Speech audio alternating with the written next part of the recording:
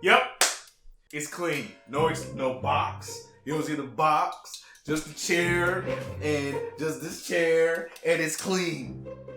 It's clean.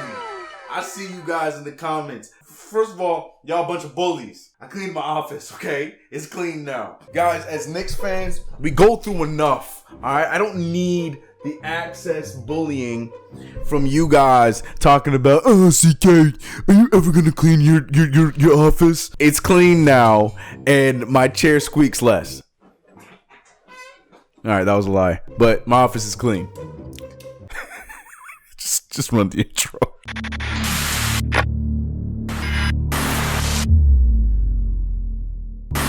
What's going on, CK Crew? Your boy CK2K, and welcome back to another video. Yes, that's right. Office is clean, and I'm wearing something completely different because that intro was for a different video that I was supposed to post, but I decided not to post. But guys, you know the deal. If you haven't already, make sure you hit the subscribe button on this channel. Don't forget to hit the notification bell so you can see when these videos are uploaded. You guys have been killing it. We are right around the corner from 16,000, guys. Can we get to 16,000 in the CK Crew? The goal is to get to 20K this year. All right, we right around the corner. Let's do it. You guys have been great. I appreciate all of your guys' support. Now, I wish I could come on here because I initially thought I was gonna come on here and be like, hey, look, the Knicks won. We did it. Good job, Knicks. After we're down 18 in the third, come back and defeat the Knicks for the first time in this. But no, I'm not. I'm not bummed about it. I mean, the fact that we've already won 20 games, which is 3 more games than we did last season, I'm happy with it. I mean, I said it in the offseason that I thought we were going to win at least 25 games. I still think so. I feel very confident in that. But the 20 games is the 20 games. As long as we did better than last year, that's a victory in my...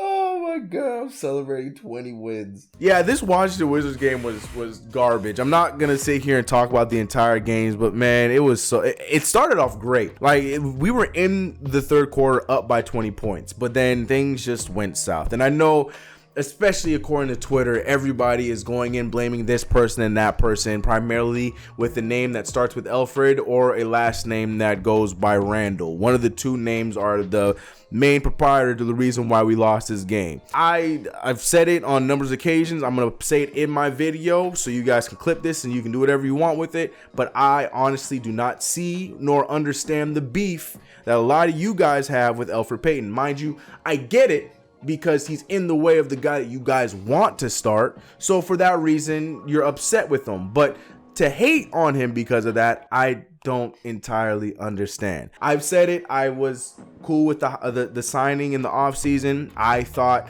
that it would have made more sense to have him as that backup guy. I love the fact that he was there in the locker room with Frank Ntilikina. I think that has helped improve on his toughness and his aggressiveness, as you saw.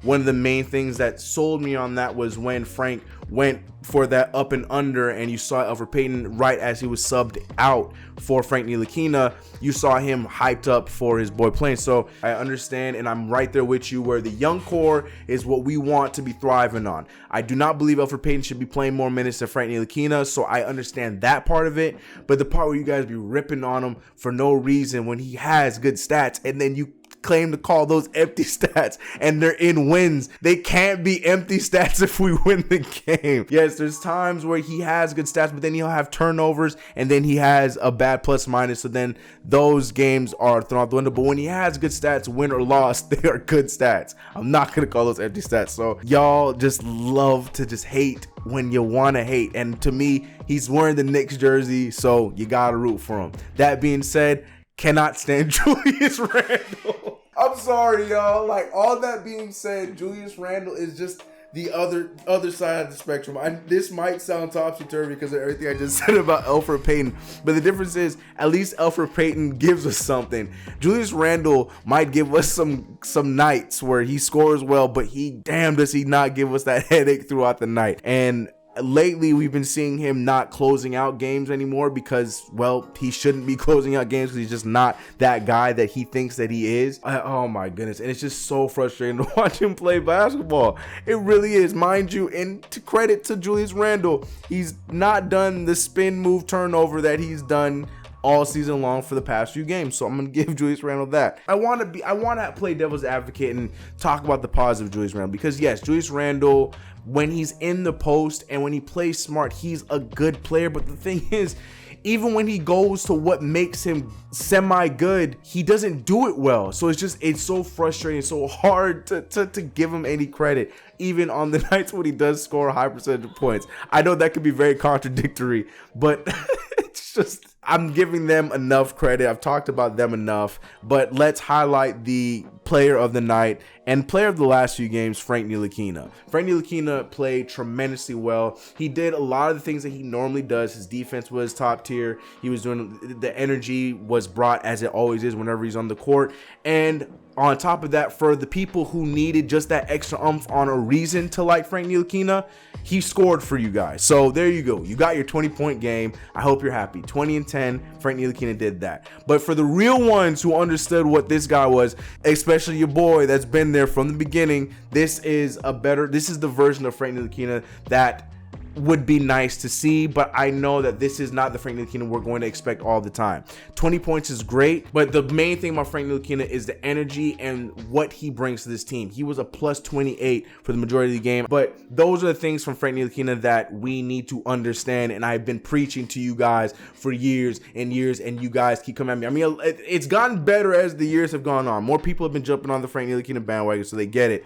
But nights like last night, and nights like the last few nights, even when he's not scoring 20 points, you see Frank Ntilikina, especially now that he is confident in taking his shot, confident on getting to the rim. You're seeing Frank Ntilikina become a guy that's gonna be nice for this team and needs to be a part of this team in the long run. Now, I know a lot of you guys know that I am heavy on us getting a point guard, being LaMelo Ball most likely, or whoever else we get. So people are gonna be like, then where does Frank Ntilikina fall on that? We're gonna talk about that later on when we get to that point. But Frank Ntilikina is definitely a big piece to what this team could be long term, and whether we draft a point guard or not, and whether it's, you know, LaMelo or somebody that's going to be starting and taking minutes over him, Frank Ntilikina is still going to be very important in that team, and I'll get to that point when I get to those videos, so stay tuned for that. But I just want to briefly talk about the main thing, and this is somebody that I've been defending all season long. I still believe that he was our best option, but Mike Miller, man, Mike Miller,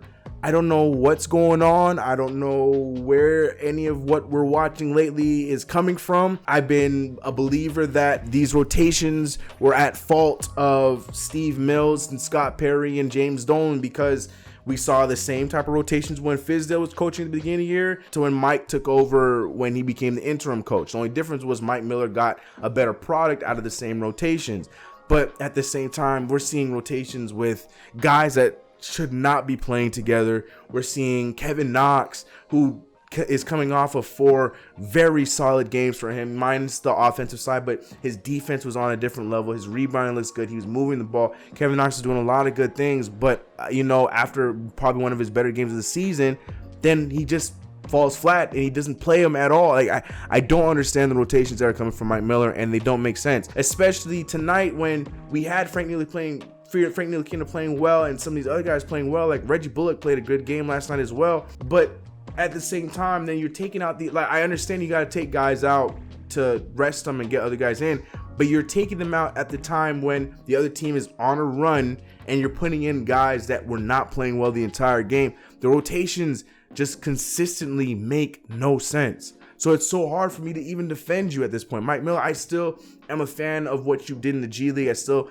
am a fan of what you could have been, but it's like I don't entirely understand these rotations and what's going on. Damian Dotson has not touched the floor in a long time. You know, Trier, who I felt like got himself out of the doghouse, is back in the doghouse just because I'm having a hard time understanding these rotations. That being said, I want to briefly talk about the news that we heard over the weekend, because I haven't seen you guys since then, and that's Kenny Atkinson.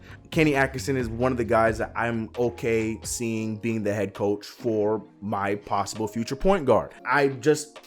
Like I said, his resume speaks for itself.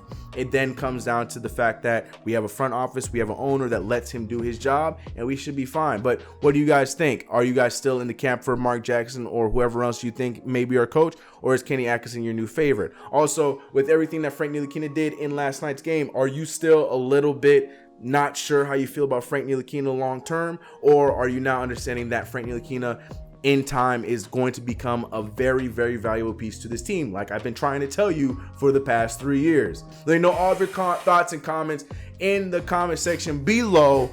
But now it's time to go back to the segment that I have not had in quite some time, and it's the fan favorite comments of the video. We're back with comments of the video. That's right, we haven't done them in a while because I feel like I've had a lot of updates and stuff to talk about, like with Spike Lee and all those kind of things, that I wanted to get to those points and I didn't really have time to read comments of the video. But I love shouting out some of you loyals that have great questions or great comments to some of these videos I put on this channel. So it's back. All right, so I'm going right at the top of the list.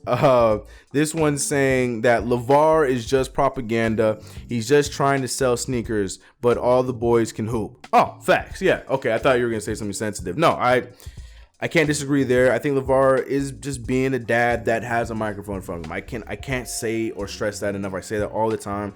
I don't have a problem with LeVar Ball, and yeah, propaganda might be a way to put it. At the end of the day, he does have a brand and something he's trying to push, so he's going to try to use the time that the people are giving him to talk about the stuff he's trying to push. Can't knock a man for hustling. Hey man, at the same time, although I feel like he's going about things the wrong way, I do want him to succeed because look man, black businesses, I'm all for it. Tom Bystander, shout out to my boy Tom Bystander. He's a Thunder fan, but he is a avid viewer and watcher of this channel. Tom says, what you think about those CP3 rumors? I'm not buying them. I'm interested for the prospect of us getting a leader, the connection with him and Leon Rose, us bringing in a guy of his stature that can help, that can help our brand. Like, I feel like Chris Paul is a older veteran that would help the brand and help the Knicks look a lot better for other players to want to come play for, especially if we have a successful tenure with Chris Paul on our team.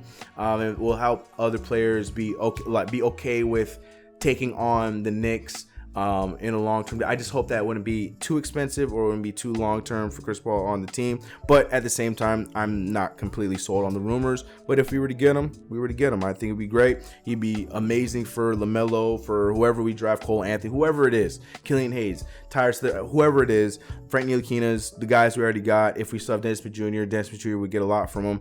I'm with it, but I still don't know if I'm entirely sold on the CP3 thing. Back to you, Tom. How do you feel about the rumors? Do you think there's anything behind it? Who knows? Let me know your thoughts in the comments below because you're a Thunder fan.